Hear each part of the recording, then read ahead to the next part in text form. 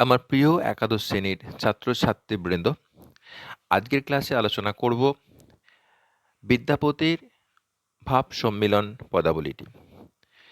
প্রথমেই বলে রাখি, আমি এই আলোচনাটি কয়েকটি পর্বে ভাগ করে করব এভাবেই মনস্থির করেছি। প্রথম আলোচনার মধ্যে কবি বিদ্যাপতি সম্পর্কে একটু আলোচনা থাকবে এবং তারপরেই বিদ্যাপতি কেন বাংলা সাহিত্যে অন্তর্ভুক্ত হলেন, কারণ তিনি মৈথিলি ভাষায় তার কাব্য রচনা করেছিলেন, কিন্তু বাংলা সাহিত্যে তার যে অবদান বা তার যে স্থান সেটা সম্পর্কে একটু আলোচনা, এবং তারপরে ব্রজবুলি এবং বৈষ্ণবীয় পঞ্চরস সম্পর্কে একটু আলোচনা করার আহ, অবশ্যই প্রয়োজন। এবং এরপর ভাব সম্মেলন বিষয়ে সংক্ষিপ্ত আলোকপাতের পর আমরা আমাদের আলোচ্য পদাবলীর যে ভাবার্থ সেটা নিয়ে আলোচনা করব। তাহলে প্রথমে চলে আসি আমরা আহ, বিদ্যাপতি সম্পর্কে আলোচনায়। আমাদের মধ্যযুগের যে কোনো কবি সম্পর্কে আলোচনা করতে গেলে যেটি প্রথমেই মাথায় রাখতে হবে, যে মধ্যযুগের চৈতন্যদেবের পূর্ববর্তী, চৈতন্য সমসাময়িক এবং চৈতন্য পরবর্তী, এই যুগ পর্বে ভাগ করে আমরা কবিদের সম্পর্কে আলোচনা শুরু করতে পারি। তা চৈতন্যদেবের আবির্ভাব 1486 খ্রিস্টাব্দে এবং তার মৃত্যু অনুমান করা হয় 1533 খ্রিস্টাব্দে। তাই চৈতন্য আবির্ভাবের পূর্বে মধ্যযুগে যে সমস্ত কবি তাদের প্রাক চৈতন্য পর্বের কবি বলা হয়। তাই সেই হিসাবে মধ্যযুগের প্রাক চৈতন্য পর্বের পদাবলীর অন্যতম শ্রেষ্ঠ কবি বিদ্যাপতি, এবং তারই পাশাপাশি অবশ্যই উল্লেখ করতে হবে পদাবলী চণ্ডীদাস। তা আমাদের আলোচ্য বিষয় হচ্ছে বা আলোচ্য যে পদাবলী, তার কবি বিদ্যাপতি, তাই বিদ্যাপতি সম্পর্কে আমরা এখানে আলোচনা করব। পণ্ডিতদের অনুমান বিদ্যাপতির জীবৎকাল চতুর্দশ শতকের শেষ ভাগ থেকে পঞ্চদশ শতকের মধ্যভাগ পর্যন্ত বিস্তৃত। সমগ্র বাংলা সাহিত্যেই এক স্থায়ী আসন তিনি অধিকার করলেও তিনি কিন্তু বঙ্গদেশের কবি ছিলেন না, তিনি ছিলেন সুদূর মিথিলার কবি। তার রচিত সাহিত্যে বাংলার কোনো ছোঁয়া নেই। বিদ্যাপতি ছিলেন মিথিলাবাসী। সম্ভবত চতুর্দশ শতকের শেষ ভাগে দ্বারভাঙা জেলার মধুবনী পরগনার পিসফি গ্রামে এক বিদগ্ধ ব্রাহ্মণ পরিবারে বিদ্যাপতি জন্মগ্রহণ করেন। তার পিতার নাম ছিল গণপতি ঠাকুর। পারিবারিক আভিজাত্য ও পাণ্ডিত্যের জন্য বিদ্যাপতির পূর্বপুরুষগণ মিথিলা রাজসভায় শ্রদ্ধা ও সম্মানের আসন লাভ করেছিলেন। মিথিলাধিপতি শিবসিংহের সঙ্গে বিদ্যাপতির সম্পর্ক ছিল আন্তরিক ও নিবিড়। যে শিবসিংহের পত্নী লক্ষ্মীমা দেবীও ছিলেন বিদ্যাপতির কবি প্রতিভার প্রেরণা স্বরূপিণী। শিবসিংহই বিদ্যাপতিকে অভিনব জয়দেব নামে ভূষিত করেছিলেন।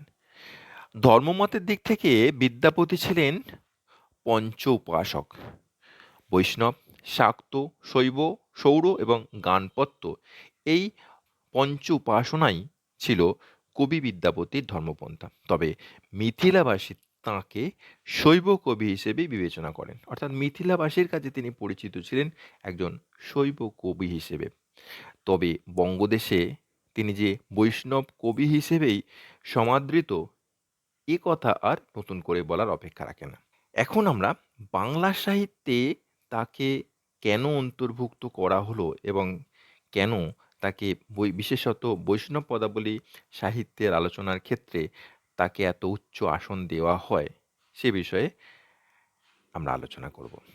সাহিত্যে বিদ্যাপতি এবং তার বৈষ্ণব পদাবলী বিশেষ সম্মানের আসন লাভ করেছে, এবং তার এই সম্মানের পিছনে যে কারণগুলি রয়েছে তার কয়েকটি আমরা এখানে আলোচনা করতে পারি। প্রথমত, বিদ্যাপতি মৈথিলি ভাষায় তার রাধাকৃষ্ণ লীলা বিষয়ক পদাবলী রচনা করেছিলেন, এ কথা সত্য।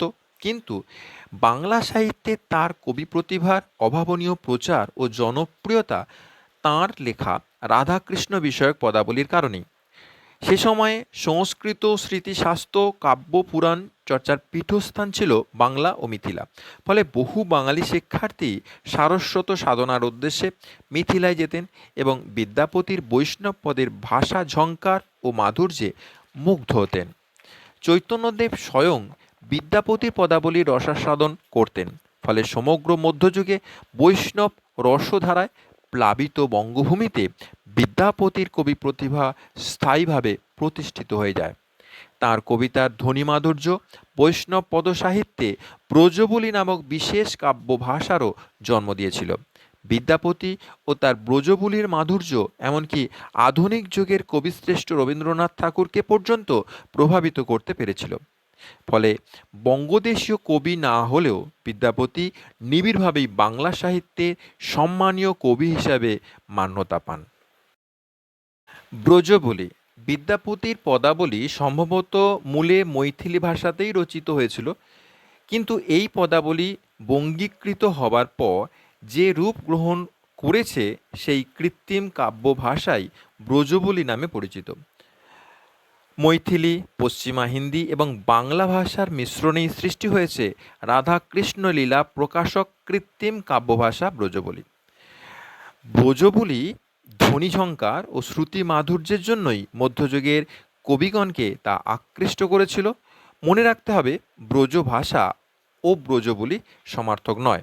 ব্রজ ভাষা মথুরা অঞ্চলের বিশেষ আঞ্চলিক উপভাষা, কিন্তু ব্রজবুলি ব্রজলীলা বিষয়ক পদরচনার উপযোগী কৃত্রিম কাব্যভাষা। এখন পদাবলী সম্পর্কে একটু সংক্ষিপ্ত আলোচনা করা যাক। পদাবলী শব্দের সাধারণ অর্থ কবিতাবলী। গীতিকবিতাধর্মী ক্ষুদ্র স্বয়ংসম্পূর্ণ কবিতাকেই পদ বলা যেতে পারে, কিন্তু সাহিত্যালোচনায় মধ্যযুগীয় বাংলা সাহিত্যের এক বিশেষ শ্রেণীর পদসাহিত্যকেই পদাবলী বলা হয়ে থাকে। জয়দেব তার কাব্যের পদগুলিকে বলেছেন মধুর কোমলকান্ত পদাবলী। কবিতাবলী অর্থেই তিনি পদাবলী শব্দটি প্রথম ব্যবহার করেন। প্রাক চৈতন্য যুগের বৈষ্ণব পদাবলী সাহিত্যের দুই উজ্জ্বল নক্ষত্র বিদ্যাপতি ও চণ্ডীদাস। জয়দেবের উত্তরসূরি হিসেবে বিদ্যাপতিকে মিথিলারাজ শিবসিংহ অভিনব জয়দেব নামে অভিহিত করেছিলেন, আর মিথিলার এই কবিকণ্ঠেই ধ্বনিত হয়েছিল প্রেমের বসন্ত উৎসবের মধুর সুর, তাই তার অন্য উপাধি মৈথিল কোকিল। বিদ্যাপতির রাধিকা নাগরিক প্রেমকলায় নিপুণা। কৃষ্ণ দর্শনজাত পূর্বরাগ বর্ণনায় বিদ্যাপতির রাধিকার সেই নাগরিকা মূর্তি ফুটে উঠেছে। বিদ্যাপতি সম্ভোগ রসের কবি হিসেবে পরিচিত হলেও বিরহ পর্যায়ের পদেও তাঁর প্রতিভা অসামান্য, শিল্প সুষমামণ্ডিত। এ সখী হামারি দুঃখের নাহি ওর, এ ভরা বাদর মাহ ভাদর, শূন্য মন্দির মোর। তবু ভাব সম্মিলনের পদে বিদ্যাপতির যে সমস্ত পদাবলী রয়েছে সেখানে দেখা যায় যে যৌবনময় মিলনোল্লাসের প্রতিচ্ছবি, কিন্তু এই মিলনোল্লাসের অন্তরালে বিরহ যন্ত্রণার অনুভবটিও পাঠকের অগোচর থাকে না। আজ রজনী হাম ভাগে পোহালো, পেক হলো পিয়া মুখচন্দা, জীবন যৌবন সফল করি মানলো, দশ দেশ ভেলো নিরদ্বন্দ্ব। এখন বৈষ্ণবীয় রস সম্পর্কে সংক্ষেপে আলোচনা করা যাক। বৈষ্ণব ধর্ম মানেই তো প্রেম ধর্ম, আর বৈষ্ণব পদাবলী মানেই রাধা কৃষ্ণের প্রেমলীলার বিচিত্র রূপ রূপান্তরের বর্ণনা। কাজেই বৈষ্ণব ধর্মের সঙ্গে বৈষ্ণব পদাবলী অঙ্গাঙ্গীভাবেই জড়িত রয়েছে। চৈতন্যোত্তর বাঙালি কবিদের মধ্যে জীব গোস্বামী সমগ্র বৈষ্ণব ধর্মদর্শনের সারস্বরূপ অচিন্ত্য ভেদাভেদ তত্ত্ব প্রতিষ্ঠা করেন। চৈতন্যোত্তর সমগ্র বৈষ্ণব সাহিত্যই এই তত্ত্বের আধারে পরিকল্পিত উপস্থাপিত হয়েছে। অচিন্ত্য ভেদাভেদ তত্ত্বে ব্রহ্ম ও জগৎ উভয়কেই সত্যরূপে স্বীকার করা হয়েছে, আবার একই সাথে জগতের নশ্বরত্বও স্বীকৃতি লাভ করেছে। অচিন্ত্য উপায়ে এই ভেদ ও অভেদ ঘটে থাকে বলেই এই তত্ত্বকে বলা হয় অচিন্ত্য ভেদাভেদ তত্ত্ব। এর ব্যাখ্যাস্বরূপ বলা যায়, সত্য ব্রহ্ম সহৃদয়ের লীলা আস্বাদন করার জন্যই জীব সৃষ্টি করেছেন, কিন্তু এই দ্বৈতভাব চিরস্থায়ী নয়। জীবের সঙ্গে মিলিত হওয়ার আকাঙ্ক্ষা তার মধ্যে নিয়ত বর্তমান। তাই তো সর্বদা জীব এবং ব্রহ্মের মধ্যে মিলনের আকুল প্রয়াস লক্ষ্য করা যায়। এই তত্ত্ব অনুযায়ী পরম পুরুষ ভগবান শ্রীকৃষ্ণই ব্রহ্ম, আর শ্রীমতী রাধিকা জীবের স্বরূপে আবির্ভূতা। রাধা কৃষ্ণের লীলা বৈচিত্র্যের মধ্য দিয়ে অনুক্ষণ পরমাত্মা ও জীবাত্মার লীলাখেলা চলছে। এই আধ্যাত্মিক তত্ত্বটিকেই গৌড়ীয় বৈষ্ণব সম্প্রদায় বৈষ্ণব পদাবলীর মূল সুর বলে গ্রহণ করে থাকেন। বৃন্দাবনের স্বরগোস্বামীদের অগ্রগণ্যরূপে রূপ গোস্বামীর নাম আমরা করতে পারি। তার রচিত উজ্জ্বল নীলমণি গ্রন্থে বৈষ্ণব ধর্মসম্মত পঞ্চরসের কথা স্বীকার করা হয়েছে। এই পঞ্চরস সম্পর্কে আমরা কম বেশি সকলেই জানি। পঞ্চরস হলো শান্তরস, দাস্যরস, সখ্যরস, বাৎসল্যরস এবং মধুর রস। ক্রমপর্যায় অনুযায়ী তিনি মধুর রসকেই শ্রেষ্ঠত্ব দান করেছেন এবং এই মধুর রস কখনো কখনো উজ্জ্বল বা শৃঙ্গার বা আদিরস নামেও পরিচিত। আমরা রস পর্যায়ের প্রথমেই শান্তরস সম্পর্কে আলোচনা করতে পারি। সাধারণত সমস্ত যে পঞ্চরসের মধ্যে যে সমস্ত রস আলোচনার মধ্যে আমরা আসবে, দেখা যাবে গৌড়ীয় বৈষ্ণবগণ এই শান্ত রসকে নিম্ন স্তরের বলে আখ্যা করে থাকেন বা আখ্যা দিয়ে থাকেন। কারণ একটাই, কারণ এখানে ভক্ত এবং ভগবানের মধ্যে একটা দূরত্বের সম্পর্ক থাকে। ভগবানের ঐশ্বর্য এবং ভক্তের যে দীনতা, এই যে দূরত্বের মধ্যে যে শান্ত রসের যে লীলা চলে, যেখানেতে মুক্তির কামনা থাকে, যেটা গৌড়ীয় বৈষ্ণবদের প্রার্থিত বা অনুমোদিত নয়। এর পরবর্তী রস পর্যায়ে যে রসের নাম করতে হয় তা হলো দাস্যরস। তা সাধারণত শ্রীকৃষ্ণের ঐশ্বর্যভাবই এখানে প্রকটিত হয় এবং এখানে দাস হিসাবে শ্রীকৃষ্ণের সেই ঐশ্বর্যের গুণগান করা এবং তার কৃপা প্রার্থনা করা ইত্যাদি এখানে গুরুত্ব পায়। তাই গৌড়ীয় বৈষ্ণব সমাজে এই রসেরও তেমন গুরুত্ব দেওয়া হয় না।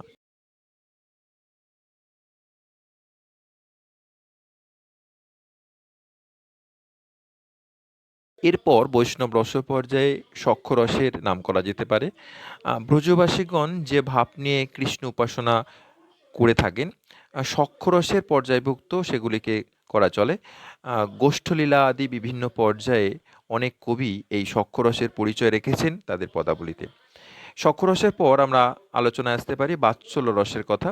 এই বাৎসল্য রসের ক্ষেত্রে দেখা যায় যে শ্রীকৃষ্ণের ব্রজলীলার ভাব বর্তমান এবং শ্রীকৃষ্ণের বাল্যলীলার যাবতীয় পদ এবং গোষ্ঠলীলারও অনেক পদে বাৎসল্য রসের উত্তম দৃষ্টান্ত রয়েছে। এখানে সাধারণত একটা ভাব ক্রিয়াশীল থাকে যে ভগবানকে সন্তানের মতো স্নেহে, সন্তানের মতো দৃষ্টিতে দেখে তার আরাধনা করা এই রসের বিশেষত্ব। এরপর আমরা যে রসের আলোচনা করব তার নাম মধুর রস। অনেকে একে আদিরস, উজ্জ্বল রস বা শৃঙ্গার রসও নাম দিয়ে থাকেন। গৌড়ীয় বৈষ্ণব সাধনা প্রকৃতপক্ষে মধুর রসেরই সাধনা, এটা তো বলাই বাহুল্য। কারণ এই সাধনায় ভগবানকে কান্তরূপে গ্রহণ করা হয়ে থাকে এবং শ্রীকৃষ্ণ সম্পর্কিত যাবতীয় পদই মধুর রসাশ্রিত। বৈষ্ণব রসশাস্ত্রে মধুর রসের সাধনাকেই সর্বোত্তম বলে অভিহিত করা হয়েছে। বিপ্লম্বের চারটি ভাগ: পূর্বরাগ, মান, প্রেম বৈচিত্র্য বা আক্ষেপানুরাগ এবং প্রবাস। যাবতীয় বৈষ্ণব কবিতায় পূর্বরাগ, মান, প্রেম বৈচিত্র্য বা আক্ষেপানুরাগ, প্রবাস এবং সম্ভোগ বা ভাব সম্মেলন এই পাঁচটি রস পর্যায়ভুক্ত। আমরা প্রথমেই আলোচনায় আসব পূর্বরাগের। যে রতি বা অনুরাগ মিলনের পূর্বে দর্শন এবং শ্রবণাদির দ্বারা উৎপন্ন নায়ক নায়িকা উভয়ের হৃদয়কে উন্মিলিত করে তারই নাম পূর্বরাগ। উজ্জ্বল নীলমণি গ্রন্থে পূর্বরাগের সংজ্ঞা দেওয়া হয়েছে: রতির্যা সঙ্গমাৎ পূর্বং দর্শন শ্রবণাদিজা তৈরুন্মিলিতি প্রাজ্ঞৈ পূর্বরাগং সউচ্যতে। পূর্বরাগের এই সংজ্ঞা থেকে পূর্বরাগের চারটি সূত্র বা বৈশিষ্ট্য লক্ষ্য করতে পারি। মিলনের পূর্বেই এই রতি বা অনুরাগের সৃষ্টি হবে। দ্বিতীয়ত, এই রতি বা অনুরাগ প্রধানত দুইটি উপায়ে সংগঠিত হতে পারে: দর্শনজাত অনুরাগ বা রূপানুরাগ এবং শ্রবণজাত অনুরাগ বা শ্রবণানুরাগ। এরপর আমরা তৃতীয় যে বৈশিষ্ট্যটি লক্ষ্য করি তা হলো মাধব অর্থাৎ কান্তের অনুরাগী প্রথম উৎপন্ন হয়ে থাকে, অর্থাৎ কৃষ্ণেরও অনুরাগ আছে। এবং চতুর্থ হচ্ছে মৃগাক্ষী, অর্থাৎ কান্তার অনুরাগেই চারুতার আধিক্য অর্থাৎ শ্রেষ্ঠত্ব আমরা লক্ষ্য করতে পারি। এই পর্যায়ের কয়েকটি পদ হলো যেমন যাহা যাহা নিকষে তনু তনু জ্যোতি কিংবা কিবা শোনাইল শ্যামনাম। এবার মান পর্যায় সম্পর্কে আলোচনা করা যেতে পারে। প্রতি নায়িকাকে নায়ক যদি উৎকর্ষ দেয়, তাহলে নায়িকার মনে যে ঈর্ষাজনিত রোষের উদ্ভব হয়, তারই আস্বাদযোগ্য অবস্থার নাম হচ্ছে মান। এই মান পর্বে নির্বেদ, শঙ্কা, ক্রোধ, চপলতা, গর্ব, আশুয়া, ভাব গোপন, গ্লানি, চিন্তা আদি সঞ্চারিত ভাব লক্ষিত হয়। মান দুই প্রকার, সহেতু মান এবং নির্হেতু মান। সহেতু মান হলো যে মানের কারণ আছে তা হলো সহেতু মান। সখীদের মুখে অথবা অপর কোনো সূত্রে কৃষ্ণের ছলনা বুঝে অভিমানিনী কৃষ্ণ বল্লভা মান প্রকাশ করে থাকেন এই পর্বে। আর নির্হেতু মান হলো কৃষ্ণ কর্তৃক ছলনা নেই, প্রেমের আধিক্যবশতই এই মান। নির্হেতু মানে উৎকৃষ্টতর। শুনো শুনো মাধব না বলহ আর, মান বিষয়ক পদ। বিপ্লম্ভের তৃতীয় ভাগ প্রেম বৈচিত্র্য বা আক্ষেপানুরাগ বিষয়ে আলোচনা করতে পারি। প্রেমের গভীরতার ফলে প্রিয় সন্নিকটে থেকেও বিরহ বোধজনিত যে বোধ বা বেদনা, তারই আস্বাদযোগ্য নাম প্রেম বৈচিত্র্য। প্রেম বৈচিত্র্যের মূল কথা হচ্ছে প্রেমের উৎকর্ষ এবং সেই কারণেই নিজের ভাগ্যের প্রতি আক্ষেপ, অতএব এর নামান্তর আক্ষেপানুরাগ। প্রেম বৈচিত্র্যে প্রিয় ব্যক্তি সর্বদাই প্রেয়সীর সন্নিকটে অবস্থান করেন। পক্ষান্তরে আক্ষেপানুরাগে প্রিয় ব্যক্তি থাকে অপ্রাপ্তি ব্যবধানে। সুখে লাগিয়া এ ঘর বাঁধিনু, আক্ষেপানুরাগের দৃষ্টান্ত। এর পরবর্তী আলোচনায় আসবে প্রবাস বা মাথুর পর্যায়ের আলোচনা। দেশান্তর গমনাদির কারণে বিচ্ছিন্ন নায়ক নায়িকার হৃদয়ে যে বিরহ বেদনা সৃষ্টি হয়, সেই বেদনার আস্বাদযোগ্য অবস্থার নাম হচ্ছে প্রবাস বা বিরহ। শ্রীকৃষ্ণের মথুরা গমন এরূপ বিরহের কারণ বলে বৈষ্ণব পদাবলিতে এই প্রবাস বা বিরহ প্রধানত মাথুরলীলা নামে পরিচিত। এ সখী হামারি দুঃখের নাহি ওর, এই পর্যায়ভুক্ত পদাবলী। নায়ক নায়িকার মিলনজাত উল্লাসময় কাব্যগত ভাবই সম্ভোগ পর্যায়ভুক্ত পদ। সম্ভোগ বলতে দর্শন, আলিঙ্গনাদি দেহভোগজনিত উল্লাসকেই বোঝানো হয়ে থাকে। প্রচলিত রীতিতে রাধাকৃষ্ণের মিলন লীলাকেই সম্ভোগ বলা যায়। সম্ভোগের দুইটি প্রধান শ্রেণী, মুখ্য সম্ভোগ ও গৌণ সম্ভোগ। ভাব সম্মেলনের পদে রাধা কৃষ্ণের সঙ্গে প্রকৃত মিলনের কথা চিন্তা করে উল্লাস বোধ করেছেন। এই কারণেই ভাব সম্মেলন পর্যায়ের পদগুলি গৌণ সম্ভোগের দৃষ্টান্তরূপে ব্যাখ্যা করা চলে। আজকের আলোচনায় ভাবোল্লাস বা ভাব সম্মেলন সম্পর্কে পৃথক আলোচনার প্রয়োজন রয়েছে। বৈষ্ণবীয় রসশাস্ত্রে বিশেষত রূপ গোস্বামীর উজ্জ্বল নীলমণি গ্রন্থে ভাবোল্লাসের কোনো উল্লেখ না থাকলেও পদকল্পতরুর চতুর্থ শাখার দ্বাদশ পল্লবে যে সকল পদ সংকলন করা হয়েছে তাদের ভাবোল্লাসের পদ বলে বর্ণনা করা হয়েছে। এ প্রসঙ্গে অধ্যাপক অসিত বন্দ্যোপাধ্যায়ের মতামত বিশেষ গুরুত্বপূর্ণ, তা এখানে উল্লেখ করা প্রয়োজন বলে আমার মনে হয়েছে। তিনি বলেছেন, ভাব সম্মেলনের পদগুলির আবেগের নিষ্ঠা ও রসের বৈচিত্র্য বিশেষভাবে লক্ষণীয়, কারণ এই পদসমূহে বিরহ ও মিলনের রস একসঙ্গে মিলিত হইয়াছে। কৃষ্ণের মথুরাগমনের পর রাধা ও কৃষ্ণের আর মিলন হয় নাই বটে, কিন্তু বৈষ্ণব ভক্তকবিগণ এই বিরহের হাহাকারে কেমন করিয়া সমাপ্তি রেখা টানিবেন, তাই তাঁহারা ভাব সম্মেলন ও ভাবোল্লাস নামক এক পৃথক পর্যায়ের পরিকল্পনা করিয়াছেন।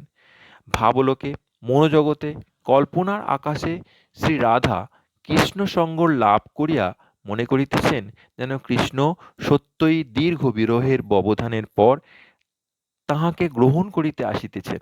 চারিদিকে তাহারই শুভ সূচনা।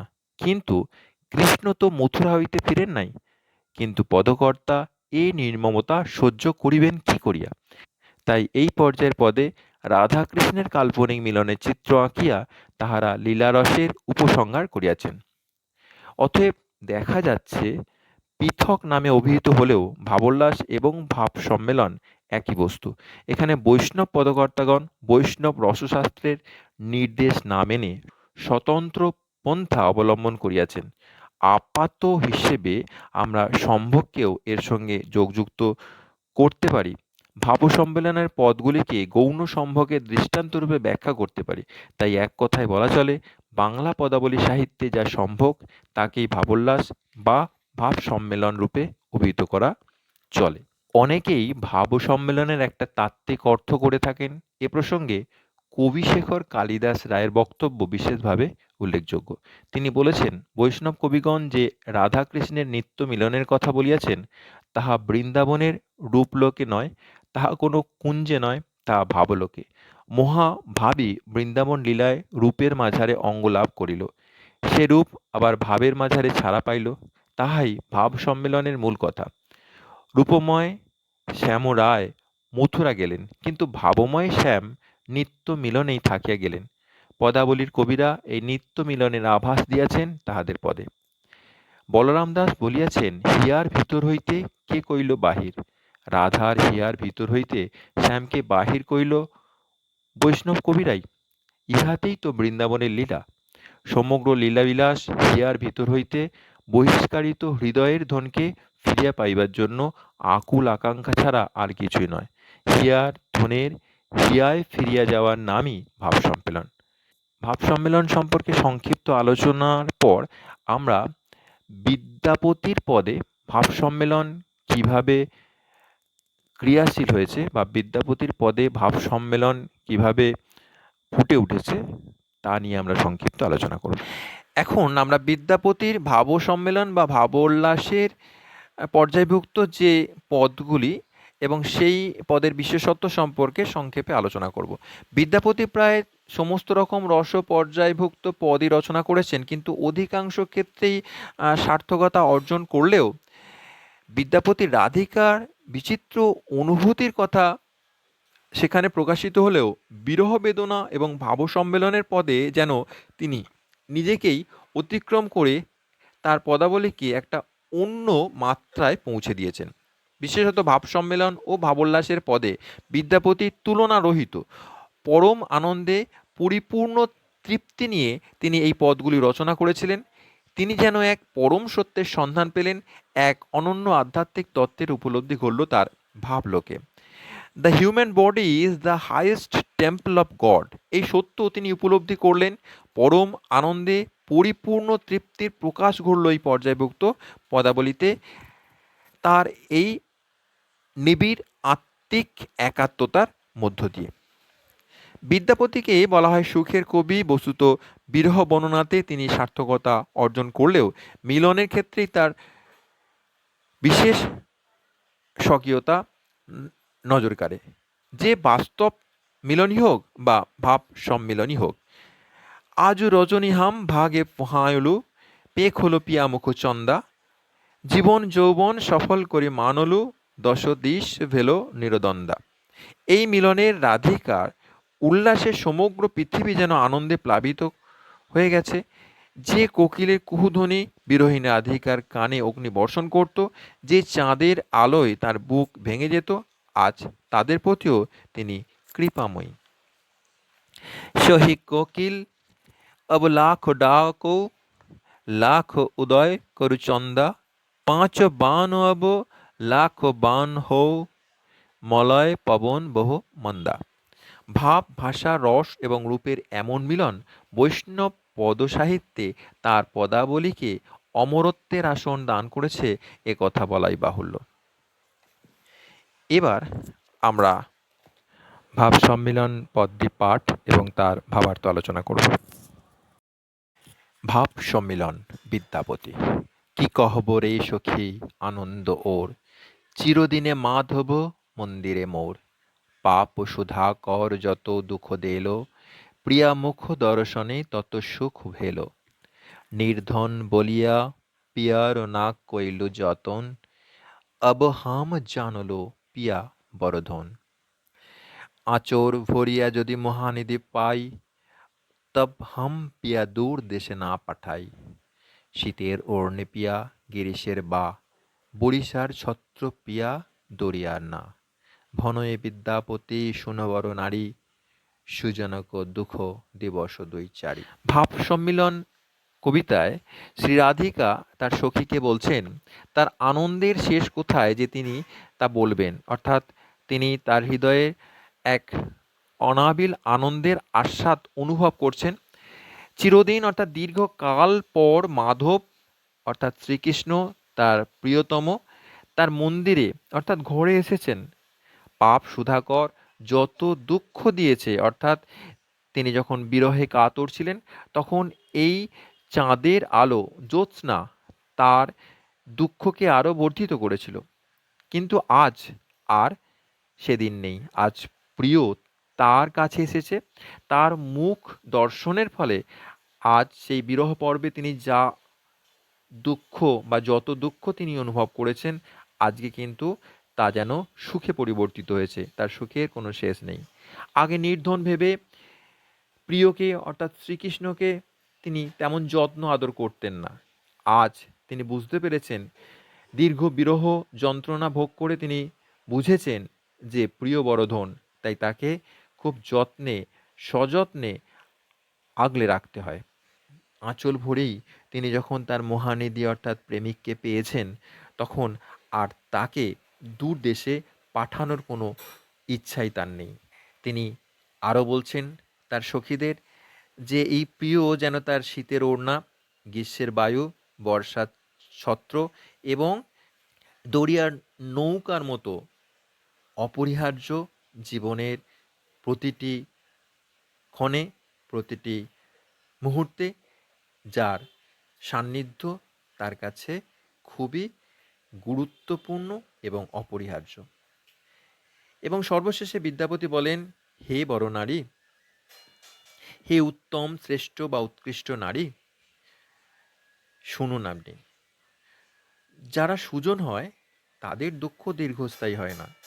তাই আপনি বিরহের যন্ত্রণা হয়তো পেয়েছেন, কিন্তু তা ২-৪ দিনের জন্য। আপনার জীবনে তাই সুখের এই সুদিন ঘনিয়ে এসেছে।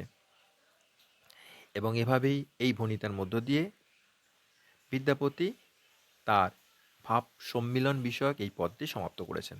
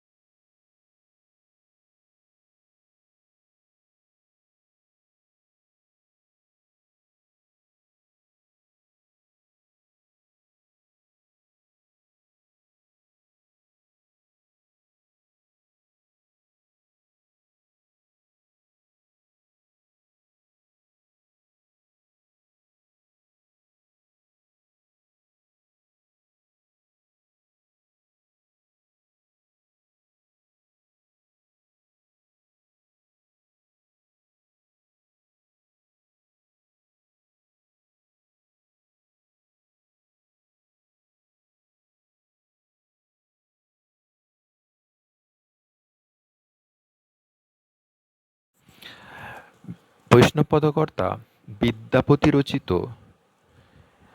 ভাব সম্মিলন বিষয়ক পাঠ্যাংশভুক্ত এই পদটির আলোচনা এই ভিডিওর স্বল্প পরিসরের মধ্যে সংক্ষিপ্তভাবে যতটুকু সম্ভব সেটাই করার চেষ্টা করেছি। আশা করি ভিডিওটি তোমাদের উপকারে লাগবে। আর এরই সাথে যে প্রশ্নগুলো এখানে দেওয়া হলো এই প্রশ্নগুলো তোমরা বাড়িতে অনুশীলন করবে এবং পুরো পদটি ভালো করে পড়ে তার অর্থ বুঝে নেওয়ার চেষ্টা করবে। আশা করি তোমাদের আজকের যে আলোচনা এটা উপকারে লাগবে। সকলে ভালো থেকো। আজ তাহলে এখানেই আমি আমার ভিডিও শেষ করছি। ধন্যবাদ।